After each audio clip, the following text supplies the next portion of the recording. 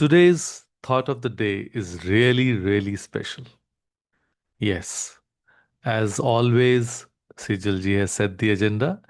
And I always say, whatever we do in the morning, you must practice it. Because I always share, implementable tasks. And I'm sure, we have done over 200 episodes, and this will help you actually gain momentum not only in your careers, in your finances, in your relationships, at any level you want. But you have to keep on taking action. So, with that thought, let's begin today's session. And just, I would like to request you to close your eyes for a moment and take a deep breath. You know, many a times we are not even able to take those deep breaths. Yes, it's true. Yes. And now notice how much air there is, unlimited, abundant, freely available. And now imagine if out of fear you only allowed yourself to breathe halfway, half breaths, half oxygen, constantly anxious that you might run out. Sounds ridiculous? Right. Yet, this is exactly how most of us live our lives. We walk around with invisible limits on ourselves. There's not enough time, there's not enough money, there's not enough opportunity, I am not enough. And we are breathing half our lungs when there's infinite supply of air. So today, we are going to talk about something that's silently sabotaging your potential.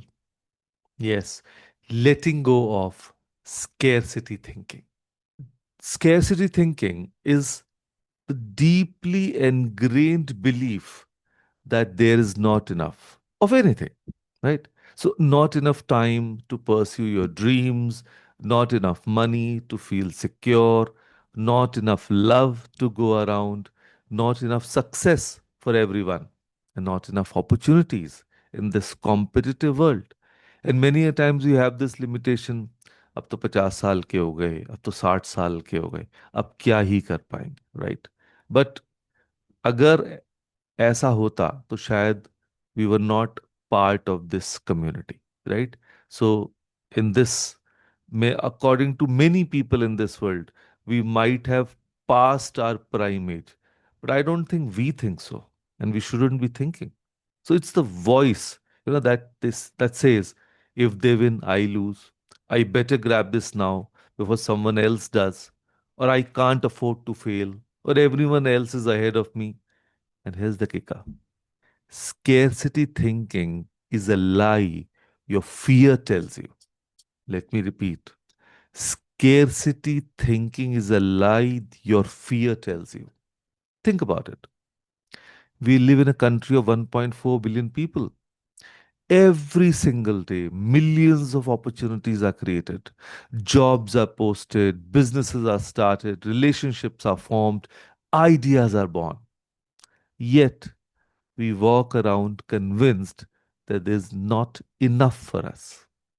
And here's a metaphor that captures it perfectly: scarcity is like breathing half your lungs, and there's always enough air, but fear makes you hold back.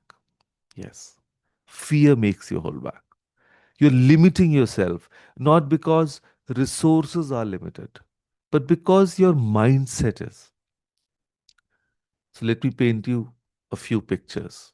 See if any sounds familiar.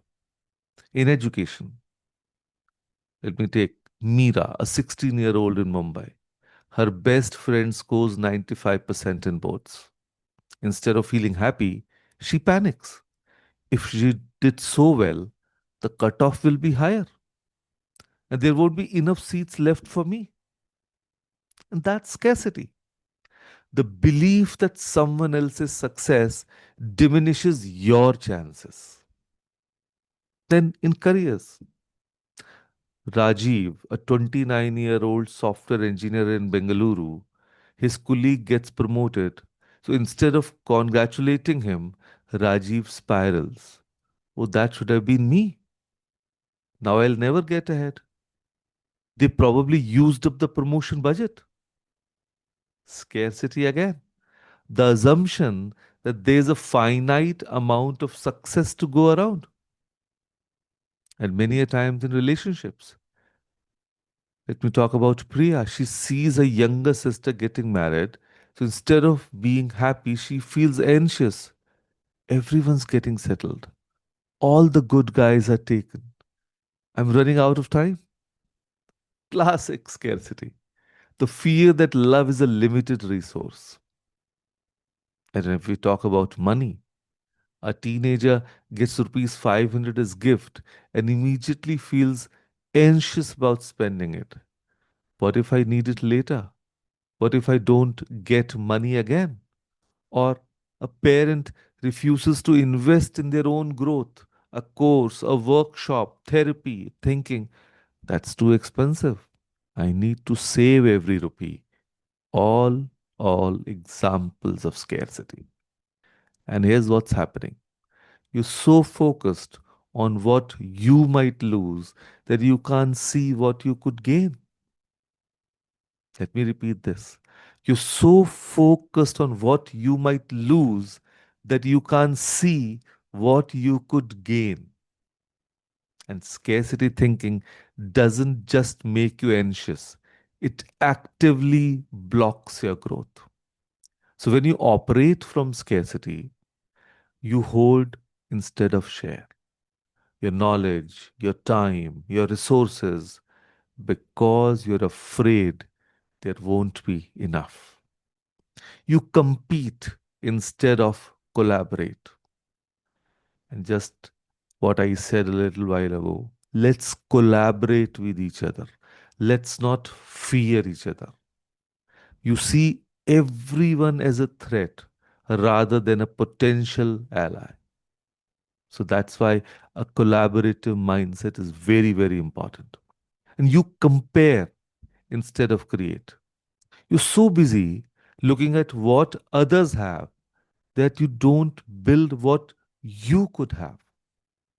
And you say, I can't, before you even try. I can't afford it. I can't do it. I can't take that risk. And the saddest part, you become smaller. You play small, dream small, think small. All because you believe the pie is too small for everyone to have a slice. But here's the truth, the universe doesn't work in scarcity, it works in abundance. Nature doesn't create one flower and call it quits, it creates billions. The ocean doesn't carefully ration its waves, it keeps giving endlessly. I'm sure most of you have experienced that whenever they have gone to some beach and you're part of, you know, that same nature. You're built for abundance. But first, you have to reprogram your mind. Yes.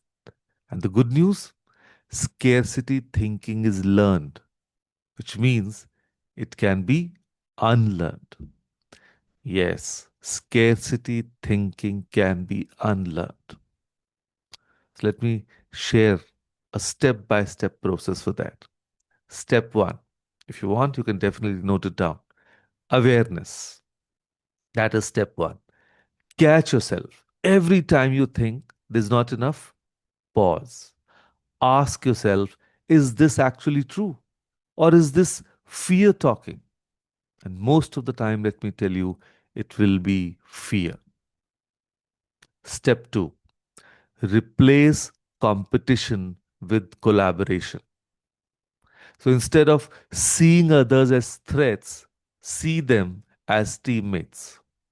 That classmate who's brilliant at math, study together. That colleague who got promoted, learn from them. That friend who's thriving, let their success inspire you, not intimidate you. even in our community, like what Imran sir is doing nowadays, that they are asking super coaches to come and deliver some small talk.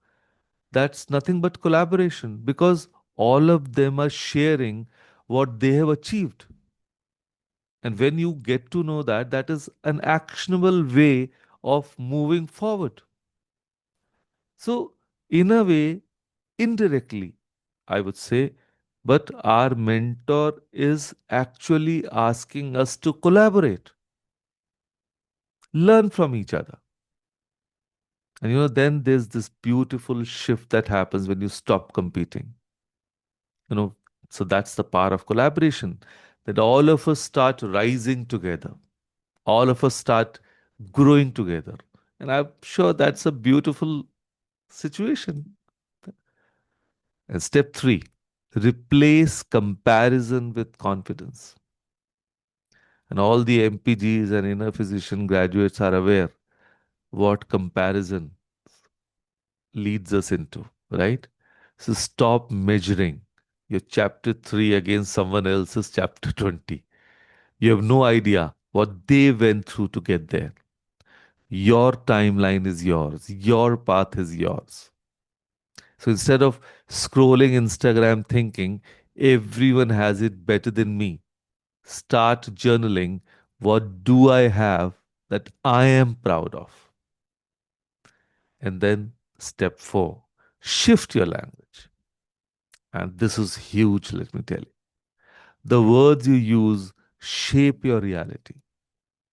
I personally feel that when I started doing graphology, my vocabulary has changed. And I somehow feel that I'm a different person what I was 2 years back.